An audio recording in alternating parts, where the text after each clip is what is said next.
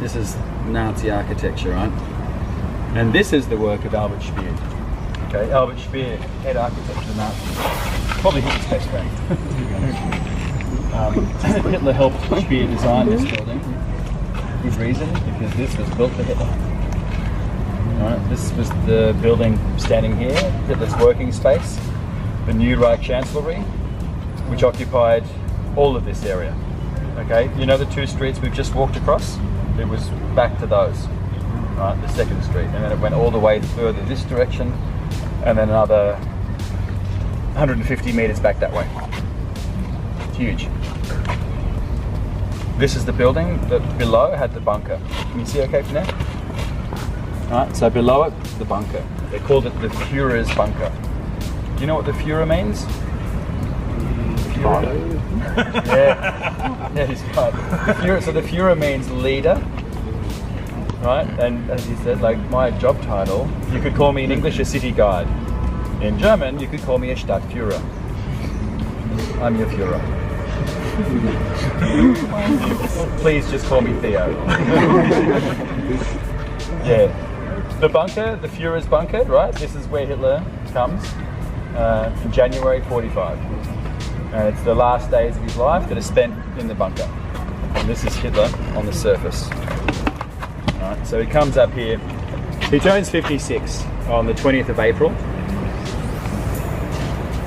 And he comes up shortly after that to give what is essentially this last big speech, right? The last sort of don't give up, fight to the end speech. And if you look at who he's talking to now, you can see the tragic reality of children. Yeah. He doesn't have a crowd of 20 to 45-year-old men in front of him. They're not around. So Hitler Youth, young boys, or older men. Right? It wouldn't matter. If I'm in Berlin and I'm a German and I'm 70 years of age, I'm cold. If I can still walk, I'm going to fight for Berlin, right?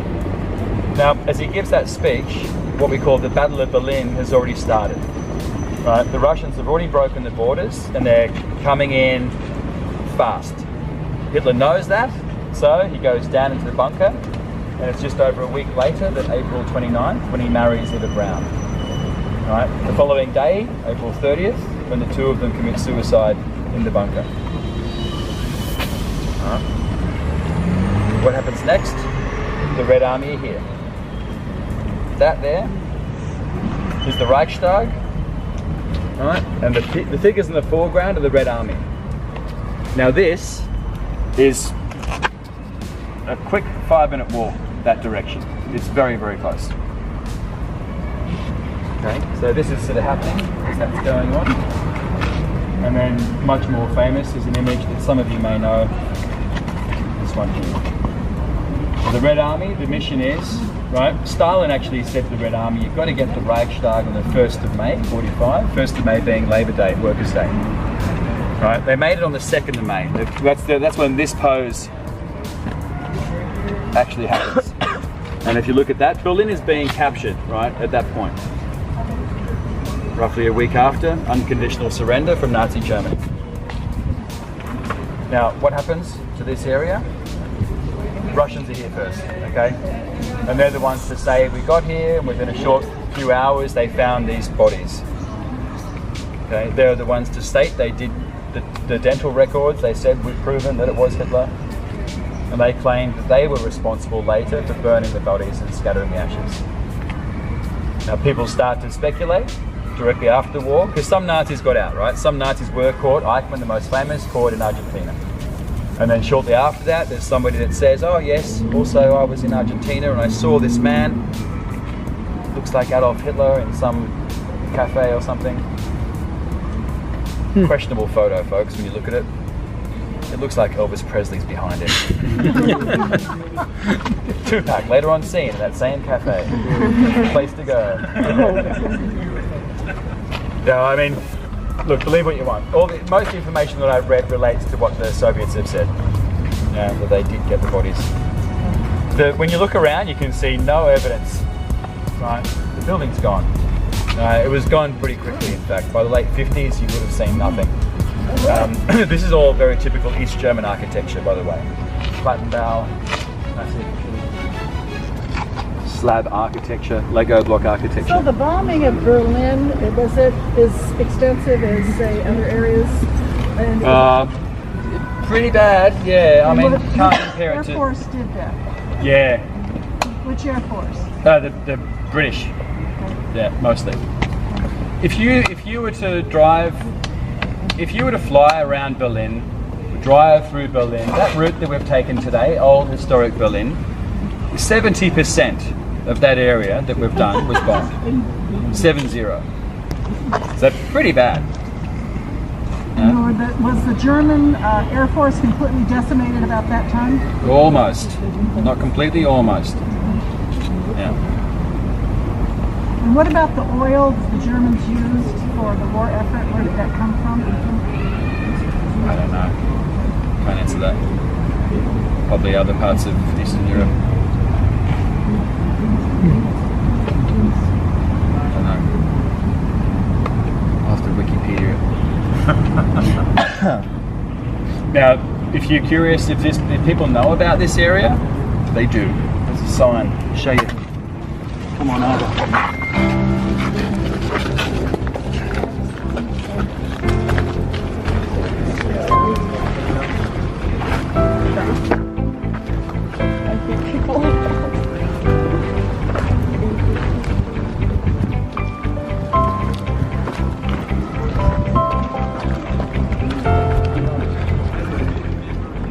And if you imagine, it's all essentially opened out after the war. Anything valuable would have been taken out, obviously. Interior walls broken down. The outer walls, though, they decided to leave them.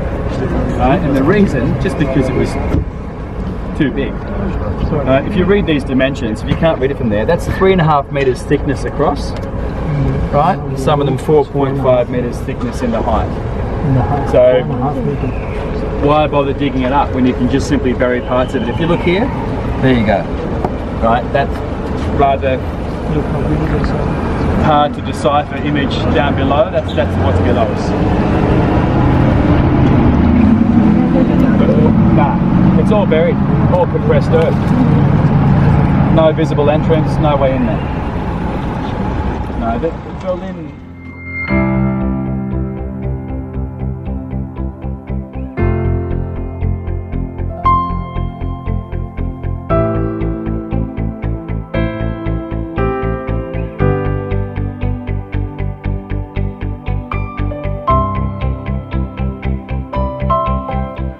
Very edge of the Holocaust Memorial. Okay, the memorial that Germany built up fairly recently, by the way, 2005. Right, took about 2 years to build. Finished fully opened in 2005.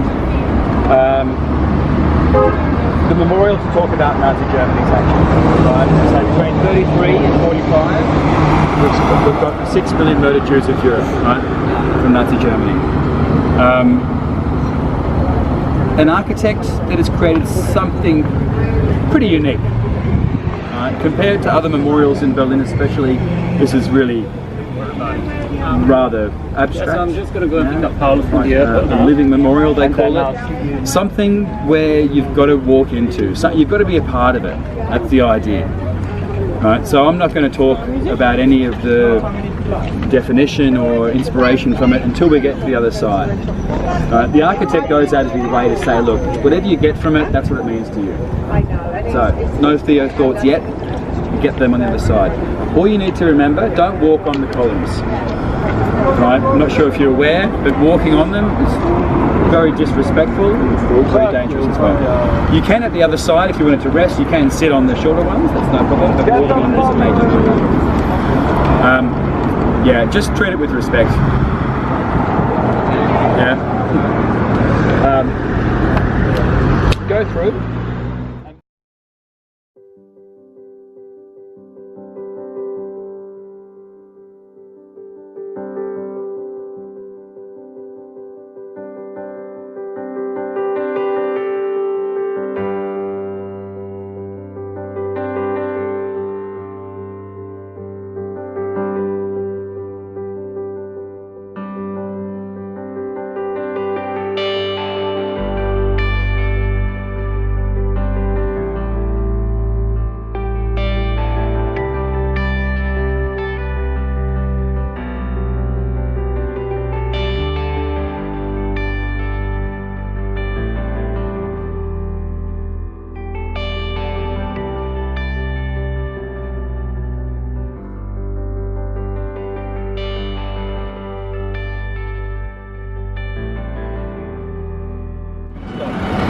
So the wall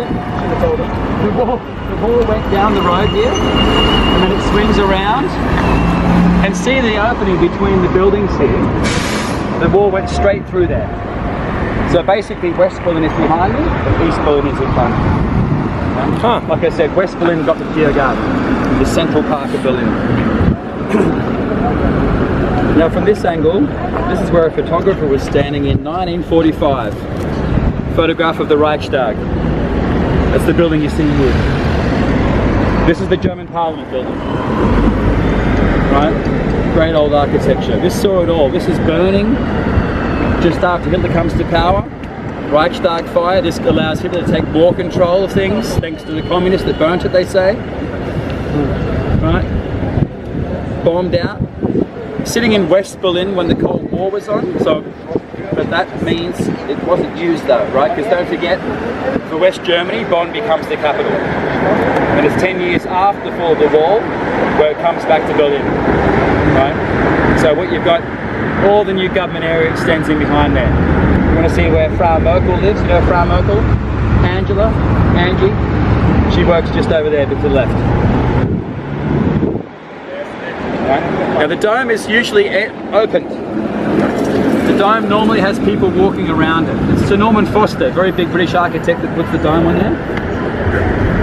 But you just got, what's your name? Nick just got confirmation that he could go in, but then the next line was, however, they're cleaning the dome. So we think you might be able to get in, but not get into the dome. They'll actually just get into the top of the building. Yeah, great building, great architecture. Here's the gate, let's go through. What was that?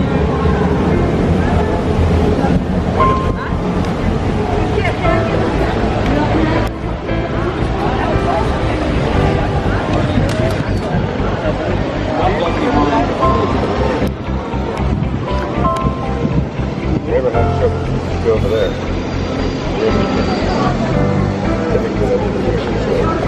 So, that's an image of the gate. Right, this gate, by the way,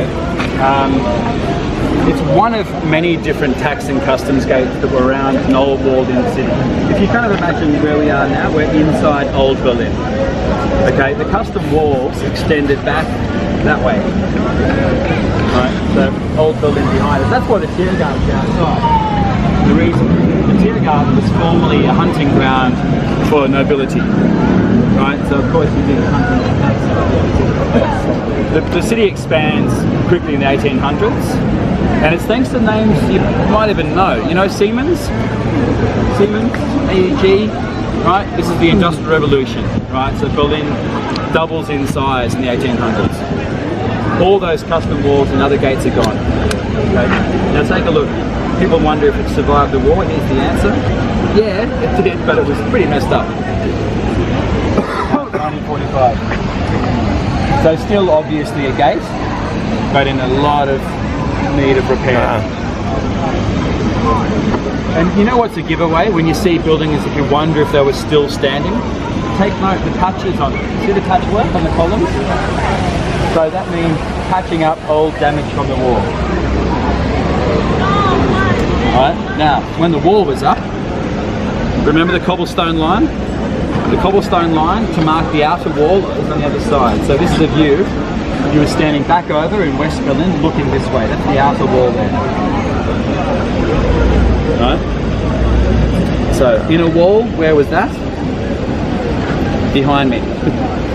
Right, so here's a bird's eye view. You've got the green bit there, that's the Tiergarten. That's the outer wall there. Okay? Outer wall, West Berlin. There's the gate, and there's the inner wall, way back there. So if you look at that tail, see that building there? That little building there, that's the tail end of Hotel Adlon. Right? Which is where Michael Jackson waved his baby from the window. Oh, really? Famous hotel. Yeah, wow. So it's basically the inner wall was in front of the Hotel Adlon going across the road. So all of this area was the death switch. It's pretty insane. There's another photo there. The gate became a symbol of divide for the whole Cold War. The gate, folks, has seen everything, really. The gate saw Napoleon march through, it saw Hitler march through, it saw the divide, it saw Reagan's speech, right? Reagan's famous speech in '87 was just over in West Berlin when he says, Gorbachev, tear down the wall. Right? And then it saw, now look at it, it's seeing a completely rebuilt, reunified city, reunified country. And it's seeing more tourists than well, than Rome, actually. You know that? There's more young tourists now coming to Berlin than Rome, they say. Crazy. Who would have known? Right? This city, folks, like I said, you're in an amazing city, really. I've shown you everything. Everything I know.